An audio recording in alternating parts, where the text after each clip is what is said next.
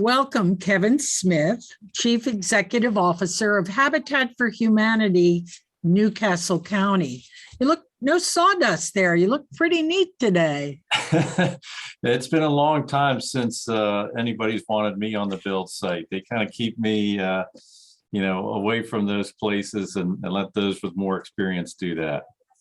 Well, we'll get into it as much as we can in a short program like this. The vision of Habitat remains a world where everyone has a decent place to live. Wow, what a concept. And the mission statement, seeking to put God's love into action, Habitat brings people together to build homes, communities, and hope. Can you elaborate on that a little? Well, at Habitat, we're blessed to have the recognition that we do in terms of our brand. And we want to bring that brand to the forefront to really, bring up the issue of the lack of affordable housing. We think that affordable housing really is a right that everybody should have, not just in America, but around the world. It is just so crucial to the health and well-being of people that they have sustainable, stable, affordable housing. So Habitat lends its voice, not just, we're not just about building homes, but we're trying to really use our voice to stress those issues. And I think that's what comes across in that vision, where everyone should have a simple, decent place to live. And then our mission really is, look, it takes all of us. We want to bring people together to not just build homes, but to change communities. And that's what we're doing here in Newcastle County. We work in 5 different neighborhoods. So we know and believe that the more home ownership there is in a neighborhood, the safer, the healthier that neighborhood's going to be as well. And Kevin, history proves it's so transformative. It's so transformative. And I know over the years, as you've built homes, and all the Habitat sites, pardon me, have seen, families blossom. Yeah, the families we work with, they come to us just looking for an opportunity. They don't want a handout. They want the opportunity because they don't have the financial means yet to go get a mortgage through the conventional means. So they just come to us for this opportunity. And that's what we're providing. A zero interest mortgage for them to buy the house, give them some training, and then they take off. They're telling us, as you've just alluded to, that they and their children, this becomes a stepping stone to growth and opportunity for them. They're telling us they and their children have gone on to college. Their schooling, their children's grade letters improve 1 to 3 levels of grade letters. Their health improves. So, right, this is the key to families achieving all their potential. Look, have versus have not is an accident of birth, although it's been completely exaggerated now with this huge wealth gap in the United States, between those way up there and so many more people at the bottom. So you're leveling the playing field. Now, how does it work?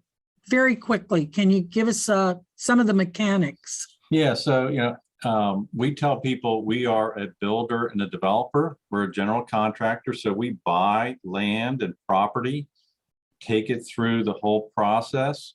So we're hiring subcontractors, we're using volunteers.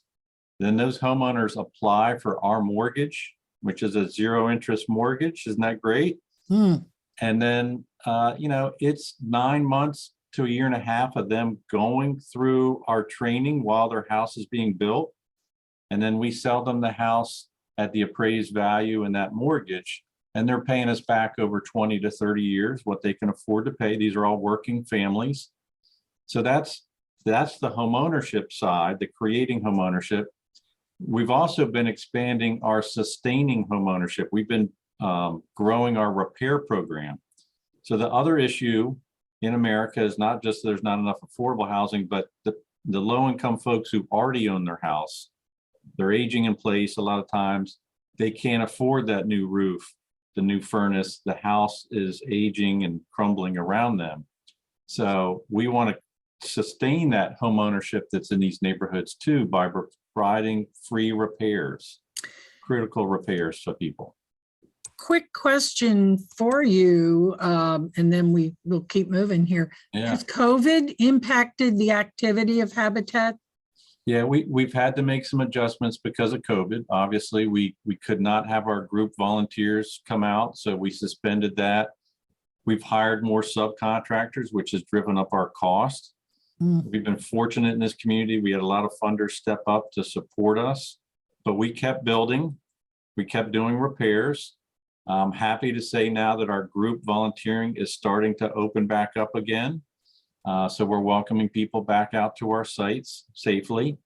But, you know, there was disruption, as we all know, in the beginning. We had to close our restores, but we've opened them back up again, and people have been shopping there and supporting us. So I think we've all kind of found our way through this new reality. We don't know if volunteering will ever truly be the same, but we kind of keep moving forward and you know, living into the new reality that is right now. Sure. And we will post, of course, your web address and contact information. But speaking of volunteers, I think most people are familiar with a very famous Habitat volunteer who's still banging nails at age 97, President Jimmy Carter. And what a guy he is. Has he been the poster boy for you? Yeah, so, you know, a lot of people think he started Habitat. He did not. But certainly when he came on the scene 10 years after Habitat was started, he really thrust us into the mainstream and has continued to do so, as you just alluded to. I mean, every year there's a project named after him where they build dozens and dozens of houses in a week. And he's out there swinging a hammer in his 90s.